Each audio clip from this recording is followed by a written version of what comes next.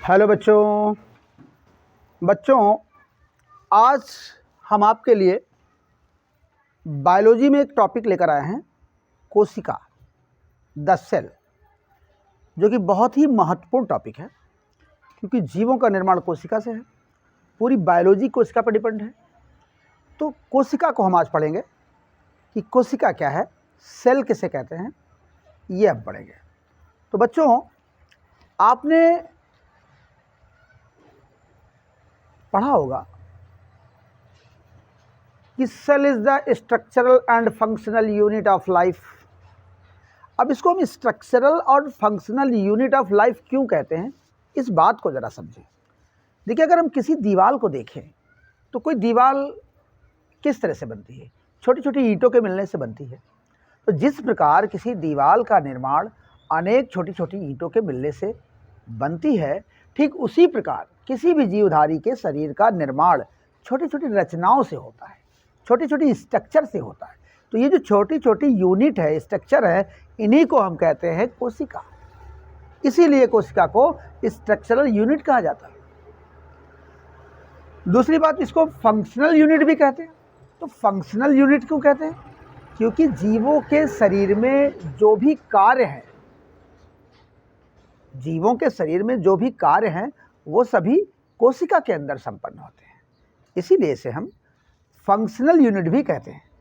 तो हम क्या कह सकते हैं कि cell is the structural and functional unit of life. कोशिका को हम क्या कह सकते हैं कि cell is the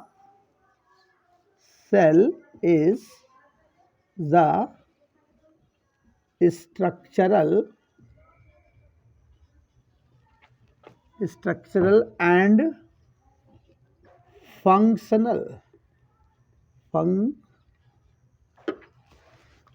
structural and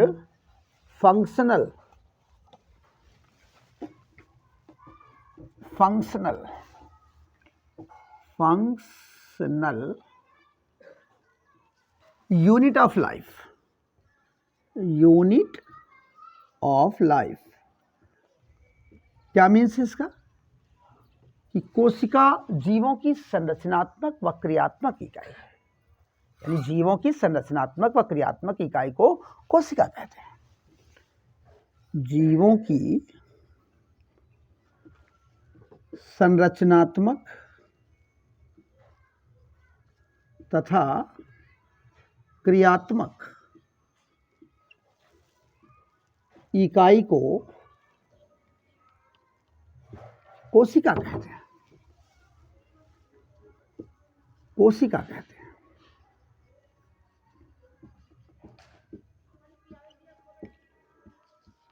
ठीक, तो बात समझ में आ गई। Cell is the structural and functional unit of life, अर्थात जीवों की संरचनात्मक व क्रियात्मक इकाई को कोशिका कहते हैं। अब चलिए, कोशिका की खोज किस तरह से हुई। तो कोशिका की खोज, इस बात को हम जानते हैं, डिस्कवरी ऑफ सेल।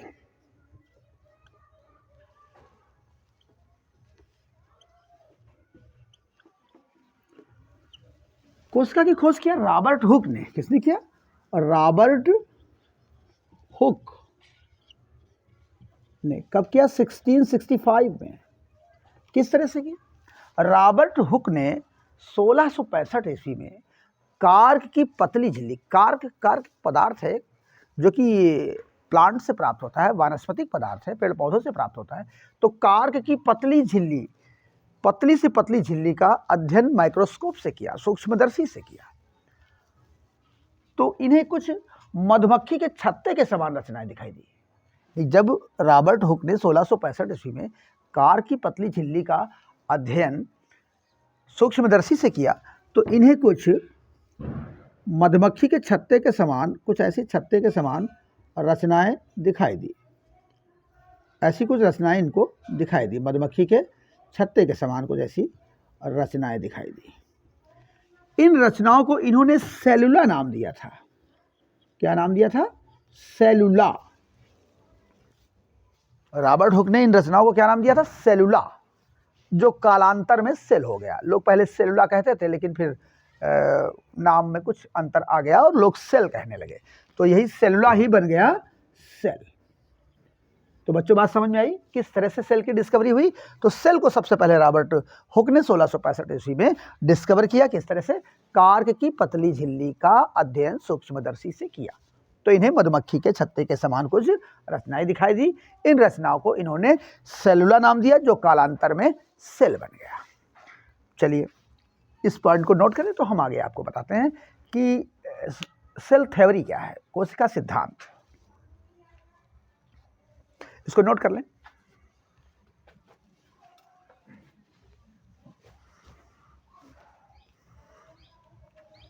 हो गया बेटा?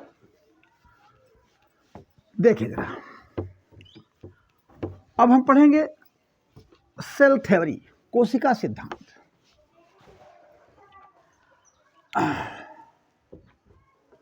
कोशिका सिद्धांत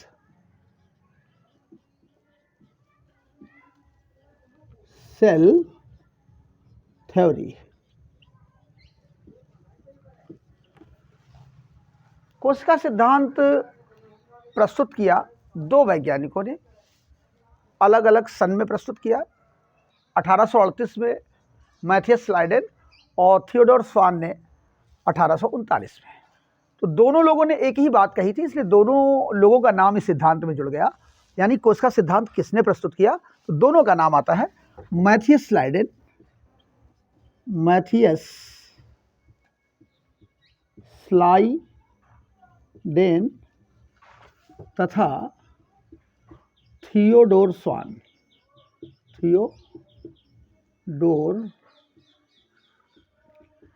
स्वान ने 1838 व 1839 में ईस्वी में इन्होंने सेल थ्योरी प्रस्तुत की। क्या बताया इन लोगों ने? इन्होंने बताया कि किसी भी जीवधारी के शरीर का निर्माण छोटी छोटी रचनाओं के मिलने से होता है। किसी भी जीवधारी के शरीर का निर्माण छोटी छोटी रचनाओं के मिलने से होता है, जिन्हें कोशिका कहते हैं।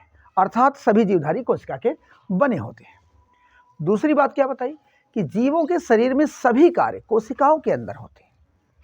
जो भी है, चाहे श्वसन है, जनन है आदि, जो भी बायोलॉजिकल एक्टिविटीज़ है, जो भी बायोलॉजिकल प्रोसेस है, सब कोशिकाओं के अंदर होते हैं। इसीलिए क्या कहा कि जीवों के शरीर में सभी कार्य कोशिकाओं के अंदर होते हैं। थर्ड पॉइंट क्या बताया कि जीवों के शरीर में जो नई कोशिका है वो पुरानी कोशिका से बनती है। जो पहले से उपस्थित कोशिका होती है उसी में सेल डिवीजन हो जाता है, विभाजित हो जाती है और नई कोशिका का निर्माण हो जाता है। तो 3 पॉइंट इन्होंने दिया कि सभी जीव, क्या कहा, सभी जीव कोशिका के बने होते हैं। सभी जीव कोशिका के बने होते हैं। सेकंड पॉइंट क्या दिया? जीवों के सभी कार्य कोशिकाओं के अंदर होते हैं। जीवों के सभी कार्य कोशिका के अंदर या कोशिकाओं के अंदर होते हैं। कोशिकाओं के अंदर होते हैं।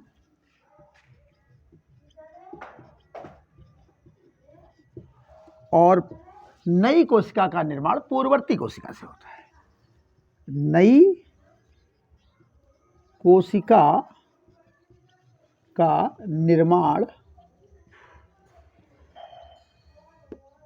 पुरानी कोशिका से होता है। पुरानी कोशिका से होता है। कोशिका से होता है। तो ये 3 पॉइंट इन्होंने सेल थ्योरी में दिया। तो सेल थ्योरी किसने प्रस्तुत किया? मैथियस स्लाइडेन व थियोडोर स्वान ने। कब किया? 1838 व 39 में। क्या पॉइंट है? सभी जीव कोशिका के बने होते हैं। जीवों के सभी कार्य कोशिकाओं के अंदर होते हैं और नई कोशिका का निर्माण पुरानी कोशिका से होता है। तो बात समझ में आई? ये है सेल थ्योरी। तो इसके आगे की बातें हम आपको और बता रहे हैं। पहले इसको नोट करें, इसका स्क्रीनशॉट ले लें, फिर मैं आगे बढ़ता हूँ। हो गया? चलिए अब हम पढ़ेंगे टाइप्स ऑफ सेल, कोशिका के प्रकार।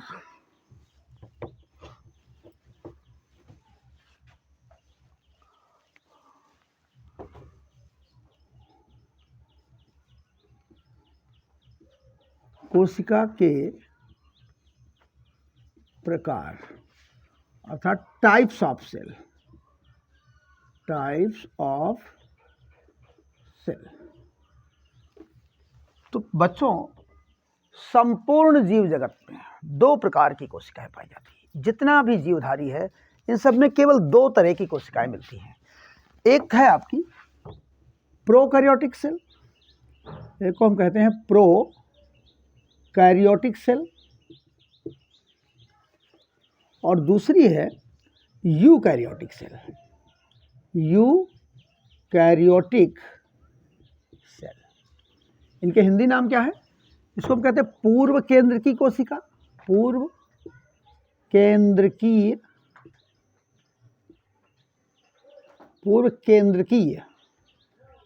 केंद्रकीय कोशिका, और इसको कहते हैं सुकेंद्रकीय कोशिका, सुकेंद्रकीय कोशिका।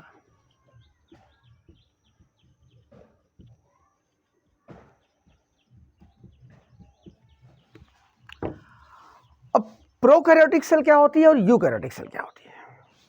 तो ऐसी कोशिकाएं जिनमें स्पष्ट केंद्रक नहीं पाया जाता, मतलब जो न्यूक्लियस होता है वो क्लियर नहीं होता है, पाया जाता है, ऐसा नहीं कि नहीं पाया जाता, क्योंकि विदाउट न्यूक्लियस कोशिका नहीं होगी।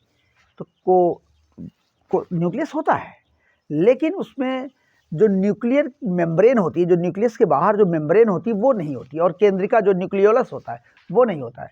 तो फिर जो इसका जो अंदर का न्यूक्लियोप्लाज्म है और जो क्रोमैटिन नेटवर्क है सब वो साइटोप्लाज्म में बिखरा होता है, फैला होता है। ऐसे न्यूक्लियस को न्यूक्लियाड कहते हैं। क्या कहते हैं? न्यूक्लियाड। यानी प्रोकैरियोटिक सेल में, प्रोकैरियोटिक सेल की अगर हम बात करते हैं तो प्रोकैरियोटिक सेल में केंद्रक, स्पष्ट केंद्रक अनुपस्थित, स्पष्ट केंद्रक अनुपस्थित होता है। इसमें स्पष्ट केंद्रक नहीं पाया जाता है, स्पष्ट केंद्रक नहीं पाया जाता है, या अनुपस्थित कह सकते हैं, ठीक है। लेकिन केंद्रक कला और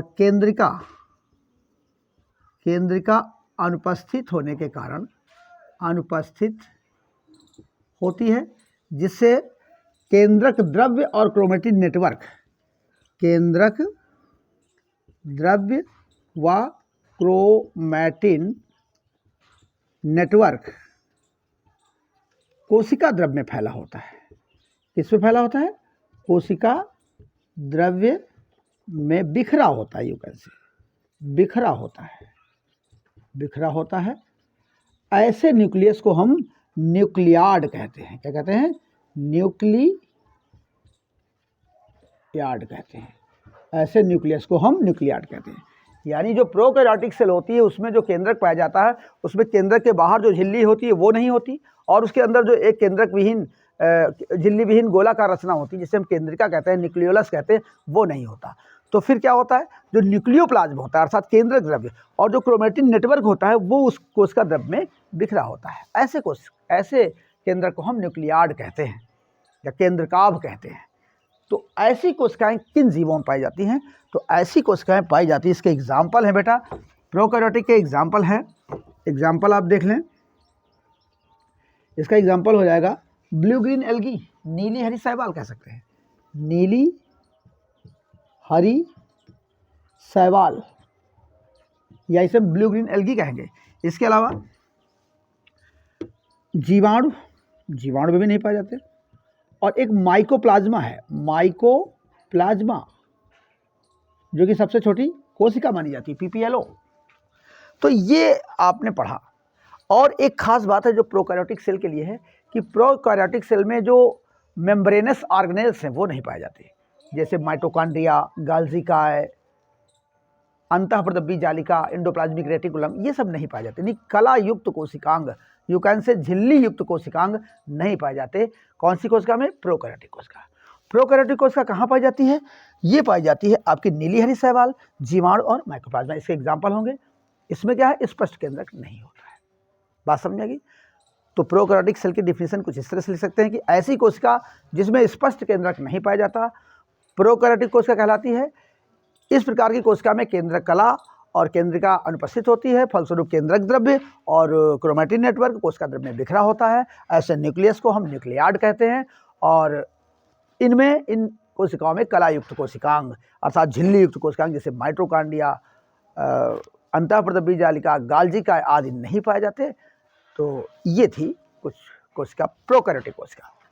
तो बात समझ में आ गई। तो प्रोकैरियोटिक सेल का डिटेल थोड़ा सा नोट करें और फिर मैं आपको बताता हूँ यूकैरियोटिक कोशिका क्या होती है।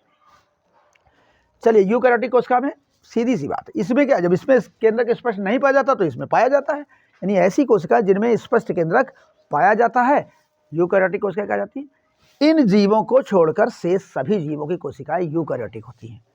ये जो जीव आपको दिख रहे हैं, नीली हरी शैवाल, जीवाणु और माइकोप्लाज्मा, इनमें इनको छोड़ दिया जाए तो शेष जितने लिविंग बींग्स हैं सब में यूकैरियोटिक सेल होती है और उसमें स्पष्ट केंद्रक पाया जाता है। आप जानते हैं केंद्रक की कंडीशन क्या है कि केंद्रक में एक गोलाकार रचना है, इसके बाहर दोहरी झिल्ली का आवरण है और जिसे हम केंद्रक कला कहते हैं। फिर उसके अंदर एक लिक्विड है, अर्धतरल पदार्थ भरा जिसे न्यूक्लियोप्लाज्म कहते हैं, प्रोटीन युक्त पदार्थ है और उसमें केंद्रिका और केंद्रक क्रोमैटिन नेटवर्क आदि पाए जाते हैं। केंद्रक का डिटेल मैं आपको अलग से पढ़ाऊंगा, तो ये आप नोट करें, ठीक है।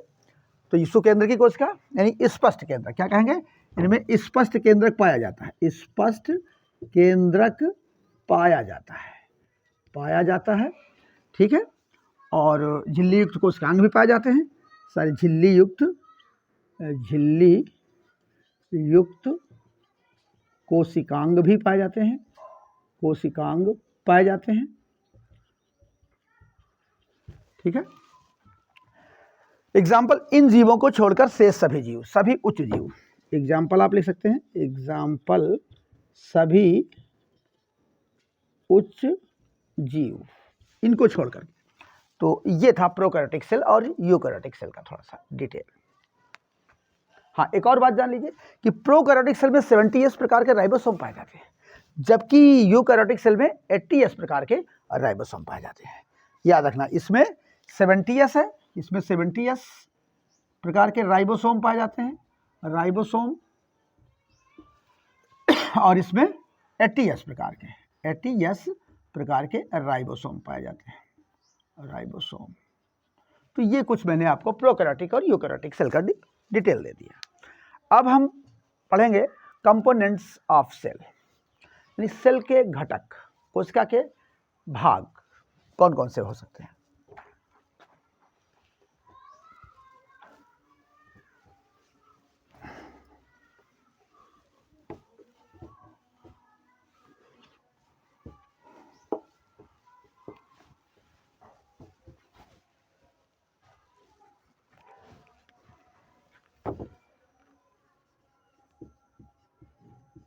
कोशिका के भाग, पार्ट ऑफ द सेल। तो कोशिका को हम, अगर हम प्लांट सेल की बात करें, देखिए प्लांट सेल और एनिमल सेल, दोनों सेल में थोड़ा सा जो मुख्य डिफरेंस है वो ये है कि प्लांट सेल में एक सेल के चारों ओर मोटी भित्ति होती है, ठीक है, जिसे हम कोशिका भित्ति कहते हैं, सेल वॉल कहते हैं, जो कि सेलुलोज की बनी होती है। और एनिमल सेल में कोशिका भित्ति नहीं पाई जाती, यानी उसमें सेल वॉल एब्सेंट रहती है। तो यहाँ पर जो हम आपको पार्ट ले रहे हैं, प्लांट सेल के ले रहे हैं। तो देखिए बेटा, यहाँ पर हम ले सकते हैं दो पार्ट, सेल कोशिका भित्ति कर सकते हैं, कोशिका भित्ति जिसे हम सेल वॉल कहेंगे, सेल वॉल।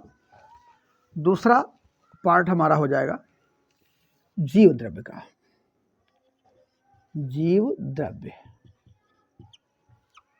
जिसे हम प्रोटोप्लाज्म कहते हैं, प्रोटोप्लाज्म। और कुछ रिक्तिकाएं भी पाई जाती हैं, तो रिक्तिकाओं को भी अलग पार्ट में कर सकते हैं, इसमें रिक्तिकाएं भी पाई जाती हैं, रिक्तिकाएं या वैक्यूल्स कह सकते हैं, वैक्यूल्स। ये जो जीव द्रव्य है, थोड़ा सा जीव द्रव्य का डिटेल देखेंगे। अगर हम, हाँ, जीव द्रव्य को क्लासिफाइड किया, जीव द्रव्य को हम डिवाइड कर सकते हैं केंद्रक और कोशिका द्रव्य में, कोशिका द्रव्य में डिवाइड कर सकते हैं, ठीक है। तो जीव द्रव्य, हाँ, केंद्रक और कोशिका द्रव्य। केंद्रक के पार्ट भी पढ़ेंगे, लेकिन कोशिका द्रव्य में बहुत से ऑर्गेनेल्स, कोशिका द्रव्य में कई ऑर्गेनेल्स निलंबित रहते हैं, डूबे रहते हैं। वो कौन कौन से हो सकते हैं, तो आप देखेंगे बहुत से। जैसे इसमें आपका हो सकता है कोशिका द्रव्य में माइटोकॉन्ड्रिया,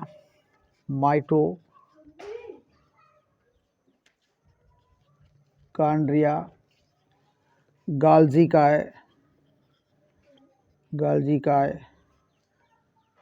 अंतःप्रदव्य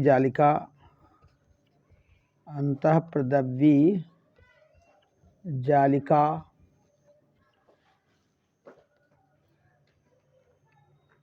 लाइसोसोम आदि पाए जाते हैं। तो ये कुछ इसके पार्ट हो गए। केंद्रक की अगर बात करें तो केंद्रक में केंद्रक कला होती है, केंद्रक कला है, केंद्रक द्रव्य है, केंद्रक द्रव्य, केंद्रिका और क्रोमैटिन नेटवर्क।